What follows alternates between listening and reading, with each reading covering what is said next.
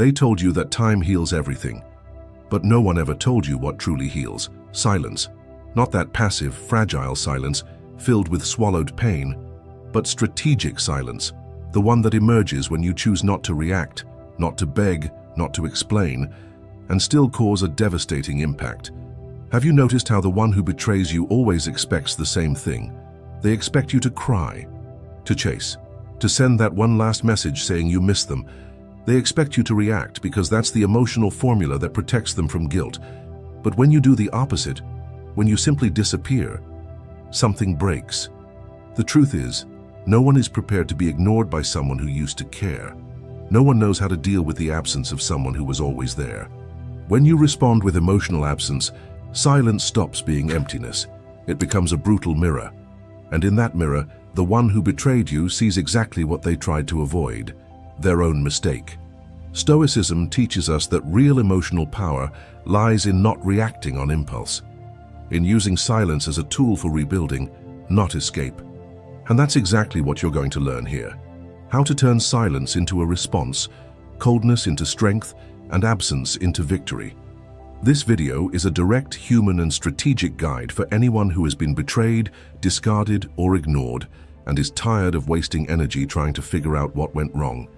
The answer lies in your selective presence and your emotional control. When you learn how to use silence wisely, even those who betrayed you start to question what they lost. You'll realize that the cruelest form of revenge isn't revenge, it's peace. That the deepest wound in those who used you isn't your scream, but your calm indifference. Because it offers no opening, no closure, just leaves them lost inside their own conscience. If everything you've said so far hasn't worked, if no one listened, if no one changed, maybe it's time to stop talking and let silence say what no word could. It's in that space, between what you choose not to say and what the other person needs to hear, that the psychological game finally ends and you don't need to play anymore. There is a kind of silence that cuts deeper than any word. But it's not the cold silence of someone too scared to speak, nor the passive silence of someone paralyzed by fear or insecurity.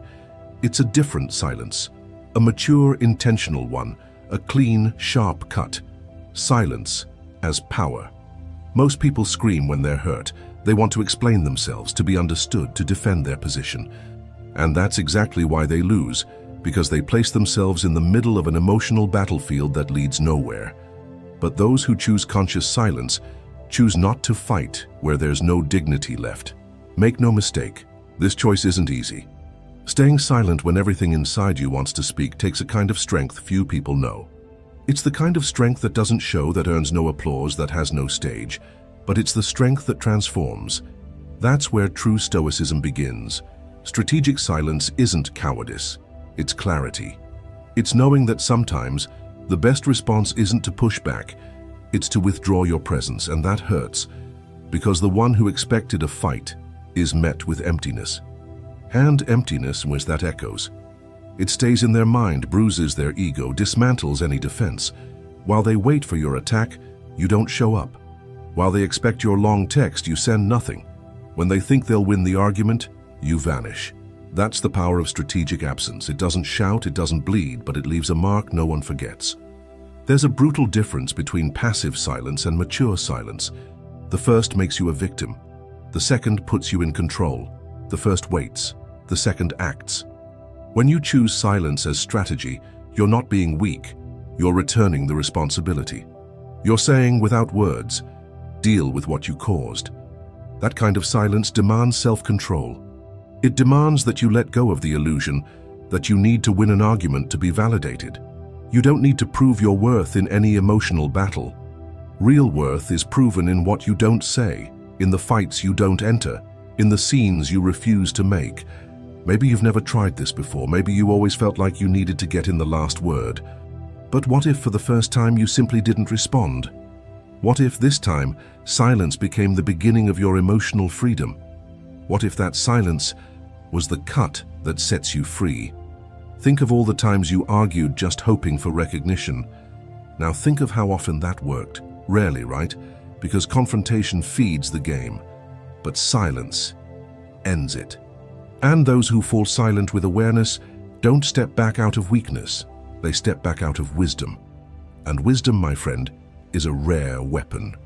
This is the point that separates those who merely react from those who truly master their emotions.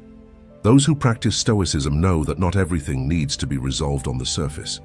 Sometimes what really needs to happen is to be left in silence so it dissolves on its own without the weight of your presence. Strategic absence is like an emotional blade. It doesn't bleed on the outside, but it cuts deep inside. And the more the other person tries to understand your silence, the more they're confronted with their own mistake. That's when silence becomes a mirror. And the one who hurt you finally sees themselves as they never wanted to.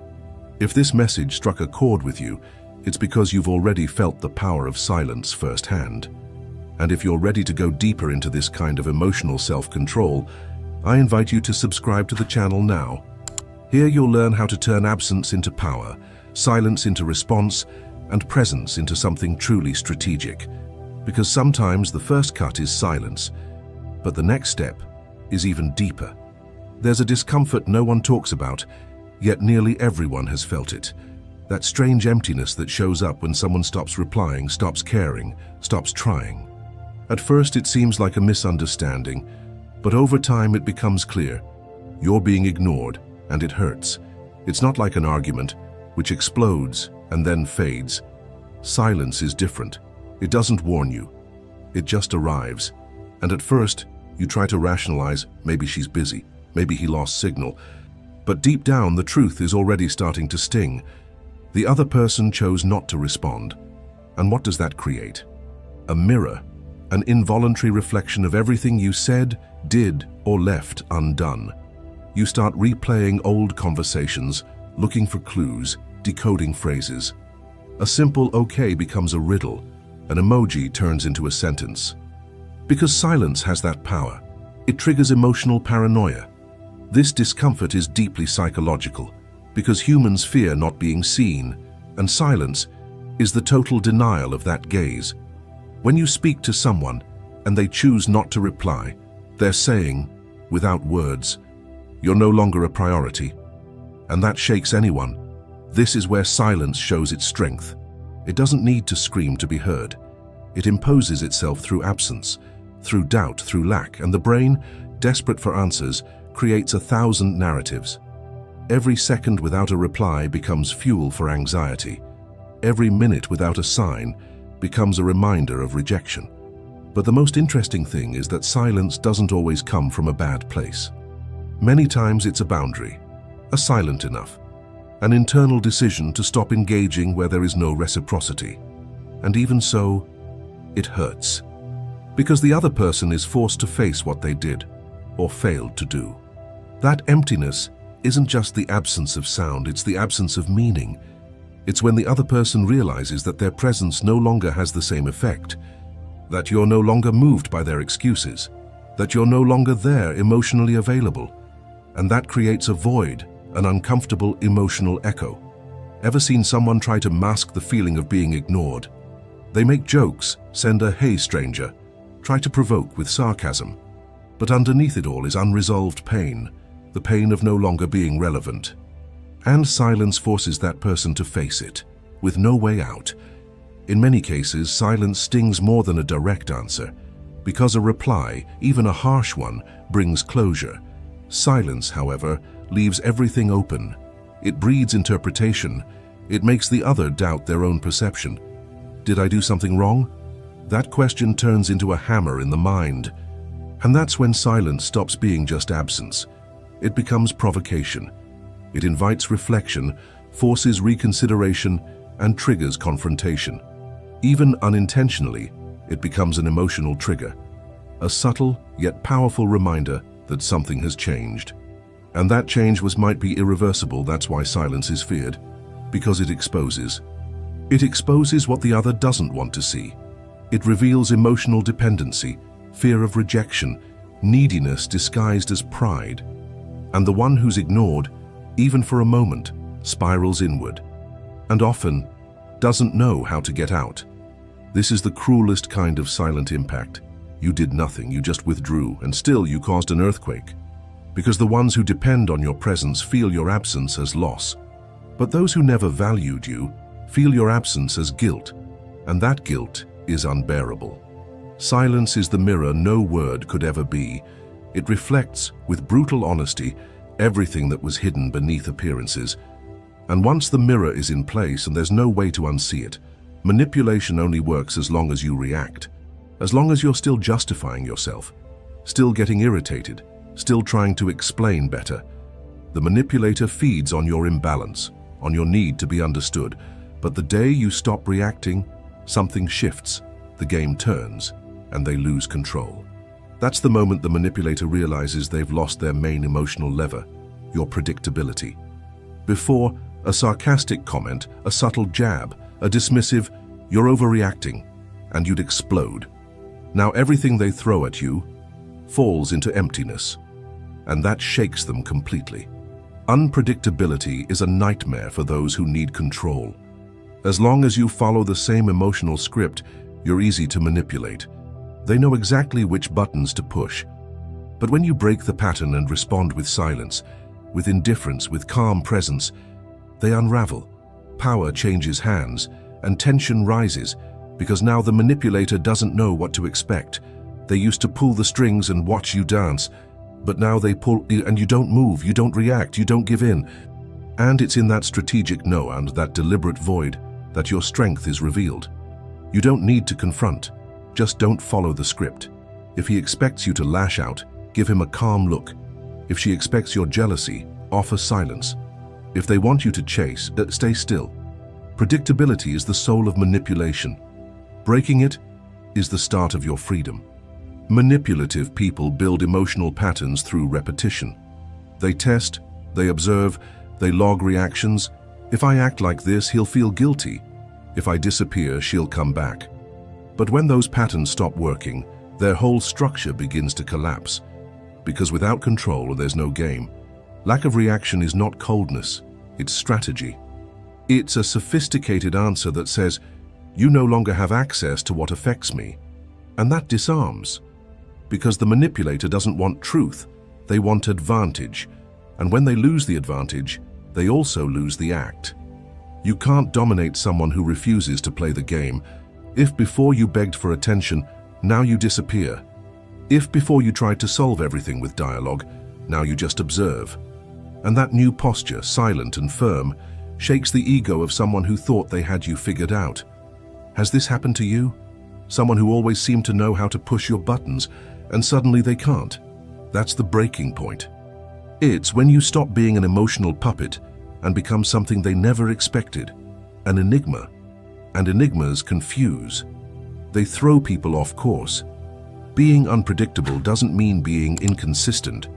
It means being lucid enough not to repeat yourself.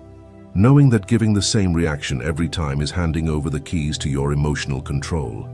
And when you change the pace, shift the tone, break the cycle, they get lost. And through that you find yourself.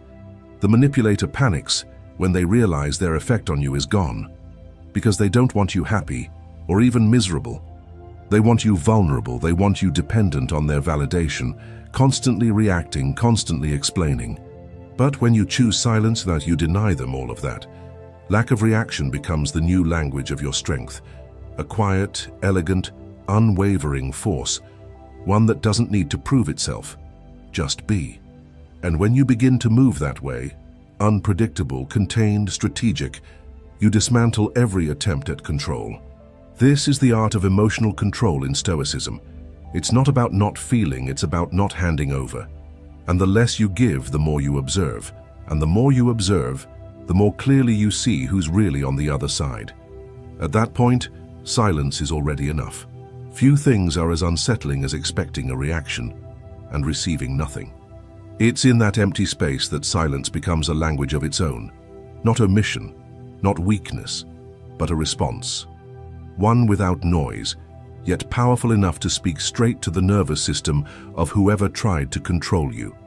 The human brain hates uncertainty. Neuroscientists call it ambiguity aversion. When someone provokes you expecting rage and receives silence instead, that ambiguity creates internal tension. The brain starts searching for meaning, and the less it finds, the more restless it becomes. It's in that emotional void where control falls apart. Because absence breaks the circuit. Where there used to be predictability, shouting triggers shouting, silence triggers guilt, there is now a blind spot. The pattern breaks, and the one who tried to control the dynamic loses their footing. Absence becomes a reversed mirror. It no longer shows the other what they want to see. It shows what they try to avoid, their own powerlessness. Because control only works when there's a response, and silence by nature offers no fuel. Imagine a dance. Emotional manipulation works the same way. One leads, the other follows. But when you stop, when you step back, the other stumbles. Because choreography only works when both bodies are in sync. Silence breaks the rhythm. It ends the music. This effect isn't just symbolic, it's neurological. Studies show that the brain processes silence as a threat pause, a space where no resolution appears. This triggers activation of the amygdala, the brain's fear center, putting the other person into a state of alert. And in that alertness, control slips. Because now the manipulator starts reacting to you, trying to decode you, searching for explanations. Meanwhile, you remain silent. Not out of pride, but out of strategy. Because sometimes absence says what 1,000 words never could. Have you ever noticed how someone suddenly starts acting differently just because you went quiet? It messes with their emotions. It creates insecurity. It opens the door to regret. Because silence forces the other to fill in the blanks with their own projections. And that's when they start wondering if they cross the line. Absence breaks cycles, especially the toxic ones. The ones where you always come back to talk, always give in, always try to fix things. But when you don't show up, don't reply, don't explain, the game ends, and the other is forced to face themselves without an audience. This is Stoicism in action. Not running from emotions, but deciding what's worth your energy. And once you realize that silence is a mature emotional response, everything changes. You no longer react, you choose. And that choice gives you your power back. Maybe this is the most evolved language of pain. Not screaming, but silence. Not revenge, but vanishing. And the moment your absence becomes heavier than your presence, you've finally understood the value of what you offer. There's a kind of revenge that doesn't come from anger, but from evolution. It's not yelling, not giving back what they gave you. It's simply not being there anymore. When someone comes back and realizes you're no longer in the same place, not physically, not emotionally, that hurts more than any answer. Because their return always comes with a silent assumption that you're still the same, that you still feel the same, that you'll smile when you see their name on your screen, that you'll want to talk, to clear things up, to forgive. But then comes the shock, because you've changed. And that shatters everything. You're no longer where they left you, not because you became cold or bitter, but because you grew. You stopped orbiting around someone who only knew how to walk away. You realized that your absence wasn't a punishment for them, it was a calling for yourself, an invitation to your own rebirth. That's what forgetting truly means. Not erasing the past, not pretending nothing happened. It's looking back and feeling no weight. It's remembering and not wanting to return. It's no longer missing the pain, nor holding on to what no longer serves you. It's the silent freedom to move on. Absence becomes a symbol of rebirth when you stop trying to prove something to someone, when the center of your decisions shifts, when you stop living to be seen and start living to feel whole. No audience, no emotional testers, just you at your own pace. That's when silence changes meaning. It's no longer a shield, it becomes fertile ground, a space where you rebuild your priorities, your habits, your self-worth. The one who left you waiting and is now the one searching for you. And you, ironically, no longer wait for anything, just peace. And peace, my friend, is revolutionary. It makes certain presences unnecessary. It turns unread messages into just that, unread messages. No drama, no overthinking, no crisis. You simply move on. The ones who left you hanging never imagined you'd use that silence to grow. They thought they were punishing you with their absence. But it was in that silence that you became stronger, that you listened to yourself, that you realized the world doesn't end when someone walks away. Sometimes, the greatest act of self-love is not opening the door when they knock again. Because it's not about revenge, it's not about pride, it's about understanding that some returns just aren't worth the path. That what broke you yesterday doesn't deserve a place in your today. And when they realize they can no longer reach you, a discomfort sets in. They talk about you, observe you from a distance, test your reaction. But you're calm. You don't respond with anger or explanations. You're simply not there anymore, not inside, not outside. That's real forgetting, not erasing, but transcending. Not denying, but no longer caring. A new cycle where your presence has become selective, and more than that, sacred, because those who truly find themselves learn never to hand themselves over so easily again. Being cold doesn't mean being cruel. It means having boundaries. It means that after giving so much, you've learned to hold back, to keep your distance from those who mistake your affection for permission to hurt you. This coldness doesn't come from disdain. It comes from exhaustion, from everything you've felt and endured in silence. Strategic coldness is the maturity of someone who no longer begs to be treated with dignity. It's that moment you understand you don't need to yell, explain, or convince anyone of your worth. You simply walk away, not out of pride, but out of self-respect. And for someone used to manipulating you, that is devastating. Because manipulation requires reaction. It needs you to cry, shout, beg, stay. It depends on you responding emotionally. But when all you offer is calm coldness, the game falls apart. Manipulators are masters of drama, of pretending to feel sorry, of disappearing and coming back, of testing your patience. But they can't handle silence. They can't handle emotional absence. They can't deal with the look that no longer softens, because they feed on your empathy. And now, you've taken that away. Coldness is the response of someone tired of being invaded. Someone who's learned that not everyone deserves emotional access. That silence protects more than 1,000 arguments ever could. And being firm doesn't mean you've lost your heart.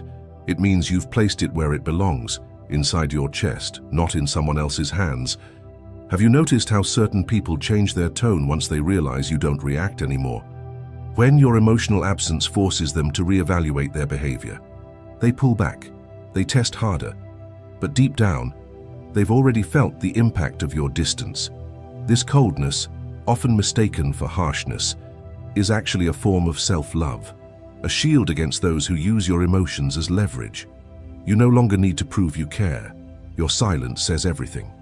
And what it says is clear. You no longer have power over me. Stoicism teaches that self-control doesn't mean suppressing emotions. It means deciding where they belong. When you choose silence as a response, you're saying to the manipulator, this space is no longer yours. And to them, that's a blow, a clean cut, an ending. Coldness isn't lack of feeling, it's lack of reaction. It's the maturity of someone who understands not every battle deserves their energy. Some people don't want to resolve things, they want to provoke. And you no longer play that role. You observe, understand, and move on.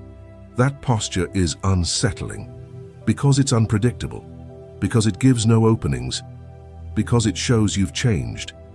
And those who used to manipulate you now try to decode you, but they can't, because what was once accessible is now a mystery, and mysteries don't surrender.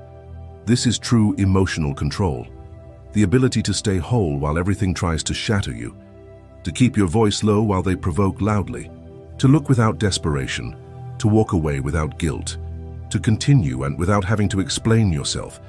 This is strategic coldness. This is silent power. There comes a moment when silence stops being a response and becomes a new beginning.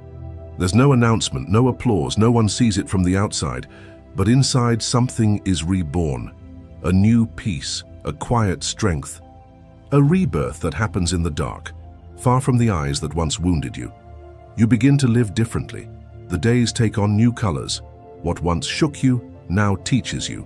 What used to paralyze you now moves you forward.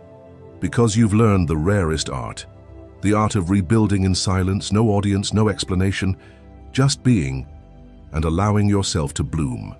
Pain no longer sits at the center. It's still there, yes, but it no longer rules, because now you're the one in charge.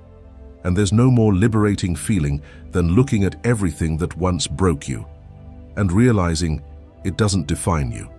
It was just the ground where your new self took root. The constant psychological game loses its meaning.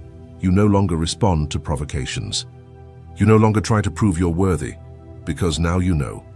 You know your value, you know what you want, and most of all, you know what you'll never accept again.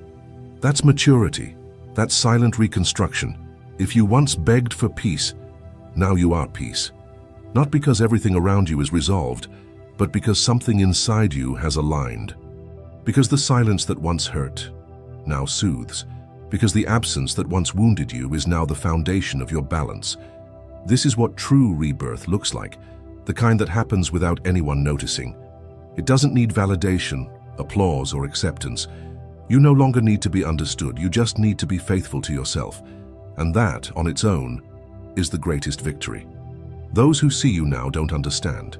How is it possible? They wonder. So calm, so different. That's because they didn't witness what you went through. They weren't there for the silent nights, the inner conflicts, the decisions made with no audience. The one who was reborn was you. Only you know what it cost, and maybe that's the beauty of your journey. You didn't scream. You didn't beg. You chose the quiet path, but the most powerful one. Because someone who is reborn like that no longer needs to prove anything. Their existence becomes the answer. Their peace, a cry of freedom. Now, when they look at you, they don't see the one they left behind. There's no longer room for old manipulations, outdated dynamics, emotional games. You've transcended. You move differently now. And those who once tried to control you no longer know where to find you. You won without a stage, without speeches, without revenge. You won in silence, through self-care, through invisible reconstruction that little by little made a new life blossom. A life where respect isn't asked for, it's demanded by your presence. Where presence is your greatest weapon. If this rebirth reflects your story, write a single word in the comments that captures everything you've lived through so far. Reborn. Because you didn't just survive, you reinvented yourself. And that, no one can take from you. In the end, what destroys those who betrayed you isn't your scream. It's your silence. It's not your rage. It's your absence. It's not what you said. It's what you will never say again. Because when you go silent with intention, when you withdraw with strategic coldness, something inside them begins to crumble, and it doesn't stop. They were expecting anger, drama, for you to beg, but you vanished. And in your place there was a void, an echo that screams louder than any reply. And the more time passes, the more they realize, you're not just distant, you're unreachable. And that's where everything changes, because while they wrestle with pride, pretending nothing happened, you rebuild yourself, in silence, in peace, in strength. And when they come back looking for the version of you who once accepted crumbs, they realize she no longer exists. What exists now is selective presence, emotional control, and restored dignity. And what hurts them most is that you won without raising your voice. You won without striking back. You won without touching anything, simply by no longer allowing yourself to be touched. You became what they feared the most, a final absence, a silence that won't break, an end that doesn't return. Now here's the real question. Are you really going to keep explaining yourself to someone who only listens when you scream? Are you still going to justify yourself to those who only understand when you walk away? Or are you finally going to learn how to become unforgettable for what you no longer say? This isn't about punishment, it's about evolution, about no longer being an emotional puppet, about stepping off the stage of someone else's drama, about becoming something no one expects, untouchable, unpredictable, unshakable. And if this video spoke to you, then you already know. The time has come to stop chasing, to use silence as your response and absence as the most powerful presence you can embody. Now write in the comments one word that carries everything you've built up to this moment: unshakable. That word isn't just a state, it's a decision. The decision of someone who rebuilt themselves in silence and now accepts nothing less than what they truly deserve. And if you want to continue this journey with us, subscribe to the channel now and activate the bell. Because here every week you'll learn how to turn pain into power, silence into strategy, and absence into respect. Because those who learn to go quiet at the right time never go back to begging for attention.